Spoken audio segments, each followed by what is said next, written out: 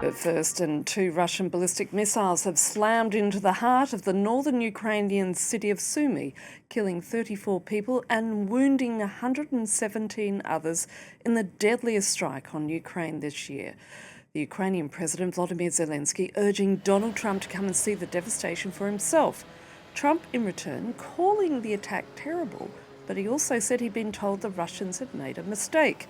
This as earlier his envoy to Ukraine said the attack had crossed any line of decency. Joining me now in the studio is France 24's reporter James André, who's been in Sumy in recent weeks. Hi, James. Hello. Donald Trump says it's a horrible attack and also says it's a mistake. But does it look like a mistake to you? Well, to be honest, no, it doesn't really look like a mistake. First, because when there was a first missile and then a second missile, which tends to show that indeed this was very much a deliberate act, and that the objective was quite clearly to create as much damage as possible on the Russian part.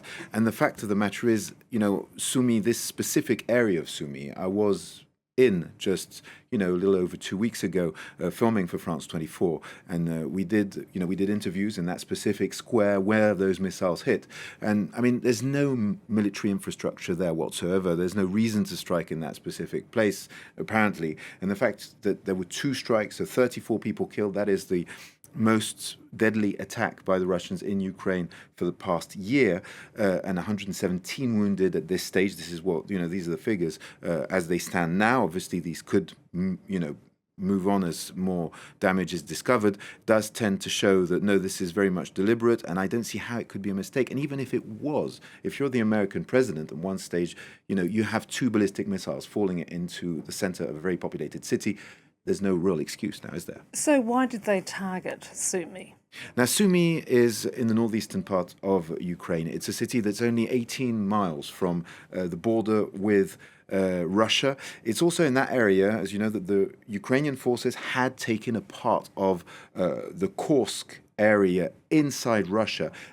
A piece of land they were hoping that they could use as a bargaining chip in peace negotiations. Well, in fact, at this stage, the Ukrainians have pretty much, you could say, lost that piece of land. They've only got a very thin slither of it.